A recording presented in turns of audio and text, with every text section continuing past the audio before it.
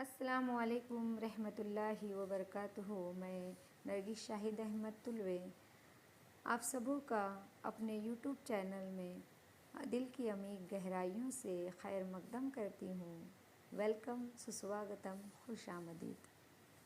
آج ہم ششم جماعت تاریخ اور شہریت کا سبق نمبر 1 برصغیر ہند اور تاریخ کا پوائنٹ نمبر 2 بھارت کی جغرافیائی خصوصیات کے بارے میں معلومات حاصل کریں گے۔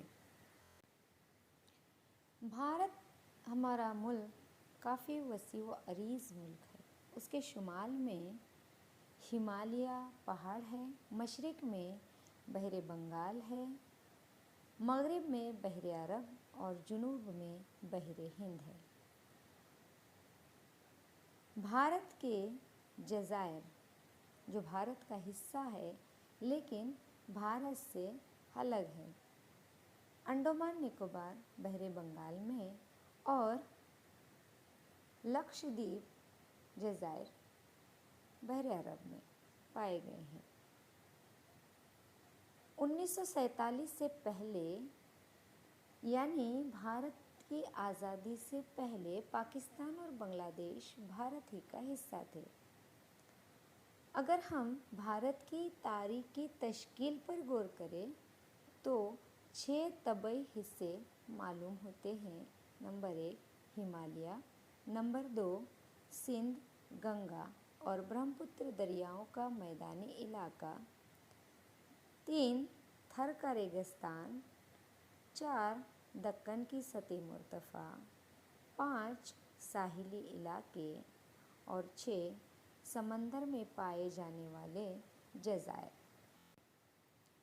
ہمالیہ، ہندو کش اور ہمالیہ کے جو پہاڑی سلسلے ہیں، ان سلسلوں کی وجہ سے برصغیر ہند کے شمال میں ایک دیوار کھڑی ہو گئی ہے اور اس دیوار کی وجہ سے برصغیر ہند وسطی ایشیا کے ریگستان سے پوری طرح الگ ہو گیا۔ ہندو کش پہاڑ میں درے ہیں، درہ خیبر اور درہ بولان۔ ان دروں سے ایک خشکی کا تجارتی راستہ گزرتا ہے۔ وسطی ایشیا سے گزرنے والے قدیم تجارتی راستے سے یہ خشکی کا تجارتی راستہ جڑا ہوا تھا۔ چین سے نکل کر وسطی ایشیا سے ہوتا ہوا بحر عرب تک جانے والا یہ تجارتی راستہ، جس کے ذریعے مختلف سامان کی تجارت کی جاتی تھی، ان تجارتی سامان میں بطور خاص ریشم کی تجارت ہوا کرتی تھی اور اسی لیے اس تجارتی راستے کو ریشم شاہراہ کہا جاتا ہے۔ اسی درے کے راستے کئی غیر ملکی حملہ آور اور غیر ملکی سیاح بھارت میں داخل ہوئے ہیں۔ سندھ، گنگا، برہمپتر دریاؤں کا میدانی علاقہ، یہ 3 بھارت کے بڑے دریا ہیں، سندھ، گنگا اور برہمپتر۔ ان کی بہت سارے معاون دریائیں ہیں۔ معاون دریاؤں کی مدد سے یہ وادیوں کا علاقہ تیار ہوا ہے۔ یہ علاقہ مغرب کی جانب سندھ، پنجاب سے مشرق کی جانب موجود بنگلہ دیش تک پھیلا ہوا ہے۔ بھارت کی سب سے قدیم شہری تہذیب جو ہڑپہ تہذیب کے نام سے جانی جاتی ہے، یہ یہیں پر پروان چڑھی۔ اس کے بعد قدیم جمہوری اور شہنشاہی سلطنتیں بھی اسی علاقے میں پروان چڑھی۔ چونکہ انسان کی بنیادی ضرورت ہوتی ہے روٹی، کپڑا اور مکان، روٹی نے غذا کے لیے انسان بہت جد و جہد کرتا ہے، فصلیں اگا کر اپنا پیٹ بھرتا ہے اور فصلوں کے لیے زرخیز زمین بہت ضروری ہوتی ہے جو دریاؤں کی وادی میں وافر مقدار میں میسر ہوتی ہے۔ کیا آپ جانتے ہیں براعظم افریقہ کا जो सहारा रेगिस्तान है वो दुनिया का सबसे बड़ा रेगिस्तान है। अब हमें देखना है भारत में पाया जाने वाला रेगिस्तान जो है थर का रेगिस्तान। थर का रेगिस्तान राजस्थान, हरियाणा और गुजरात रियासतों के कुछ हिस्सों में फैला हुआ है। इसका कुछ हिस्सा मौजूदा पाकिस्तान में भी है। उसके शुमाल में दरियाए सतलज, मशरिक में कोहे अरावली का सिलसिला और जुनूब में कच्छ का रण यानी रेगज़ार और मगरिब में दरियाए सिंध वाक़ा है। हिमाचल प्रदेश से एक नदी निकलती है जिसका नाम है घगर।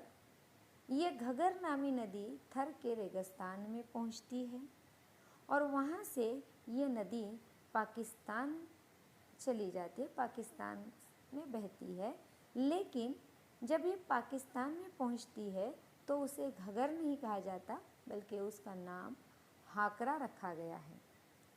राजस्थान और पाकिस्तान में अब इस नदी का पाट खुश्क हो चुका है और इस खुश्क इलाके में हड़प्पा के बेशुमार घर जो हैं वो बिखरे हुए। मशरक़ी साहिल और दूसरी जानिब मगरबी साहिल और उनके दरमियान में वाक़ा भारत का ज़मीनी इलाका जुनूब की जानिब तंग होता चला जाता है। उसकी मगरबी सिमत में बहरे अरब, जुनूब में बहरे हिंद और मशरिक में बहरे बंगाल है। ये इलाका तीनों तरफ से पानी से घिरा हुआ है, जो ज़मीनी हिस्सा समंदर में घुसी हुई किसी मसलस नुमा चोटी की तरह दिखाई देता है। ऐसे तबई हिस्से को जज़ीरा नुमा कहते हैं। भारत के जज़ीरे नुमा का बेशतर हिस्सा दक्कन की सतह मुर्तफ़ा से घिरा हुआ है। दक्कन की सतह मुर्तफ़ा के शुमाल में सतपुरा और विंध्या के पहाड़ी सिलसिले फैले हुए हैं। उसके मगरिब में सयादरी के पहाड़ी सिलसिले हैं, उसे मगरबी घाट भी कहते हैं। सयादरी के मगरबी दामन में कोकन और मलबार का साहिली इलाका है। दक्कन की सतह मुर्तफ़ा की मशरिकी जानिब पहाड़ी सिलसिले को मशरक़ी घाट कहते हैं। इस सतह मुर्तफ़ा की ज़मीन ज़रखेज़ होने की वजह से वहाँ हड़प्पा तहज़ीब के बाद के ज़माने में ज़राअत को अहमियत देने वाली कई तहज़ीबें परवान चढ़ी, क्योंकि ज़राअत के लिए ज़रखेज़ ज़मीन बहुत ज़रूरी होती है। ये बात हम जानते हैं। मौर्य सल्तनत कदीम भारत की सबसे बड़ी सल्तनत थी। दक्कन की सतह मुर्तफ़ा इस सल्तनत में शामिल थी। मौर्य सल्तनत के बाद भी कई छोटी बड़ी सनतें यहाँ पर हो गुजरी हैं। साहिली इलाके कदीम भारत में हड़प्पा तहज़ीब के ज़माने से मगरबी ममालिक के साथ तिजारत हुआ करती थी। ये तिजारत पहले बहरी रास्तों से हुआ करती थी, इसलिए भारत की बंदरगाहों पर गैर ममालिक की तहज़ीब और लोगों से भारत का ताल्लुक़ और लेन देन हुआ करता था। बाद के ज़माने में खुश्की के रास्ते यानी ज़मीन से तिजारत और तहज़ीबी लेन देन का आगाज़ हुआ। इसके बावजूद बहरी रास्ते की अहमियत अपनी जगह पर कायम है, क्योंकि बहरी रास्ते से सफ़र करते वक्त ज़्यादा लगता है, लेकिन कम खर्च में हम एक जगह से दूसरी जगह जा सकते हैं। ज़मीनी रास्तों से वक्त कम लगता है, लेकिन खर्च जो है वो ज़्यादा होता है। समंदर में पाए जाने वाले जज़ायर हमने देखा, बहरी बंगाल में अंडमान निकोबार भारत के जज़ायर हैं। इसी तरह जज़ायर हिंद लक्षद्वीप बहरे अरब में वाक़ा है।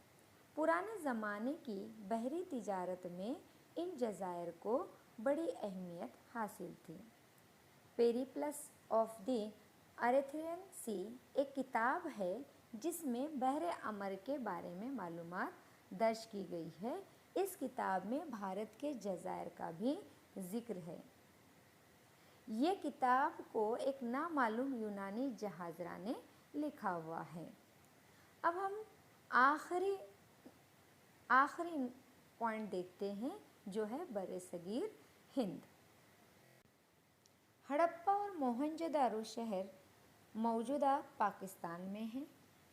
अफ़गानिस्तान, पाकिस्तान, नेपाल, भूटान, बांग्लादेश, श्रीलंका और हमारा भारत, इन ममालिक को मिलाकर जो ज़मीनी इलाका वजूद में आया उसे जनूबी एशिया के नाम से जाना जाता है। इस ज़मीनी इलाके में भारत की वसअत और अहमियत को मलहूज़ रखते हुए इस खित्ते को बर्र-ए-सगीर हिंद का नाम दिया गया है।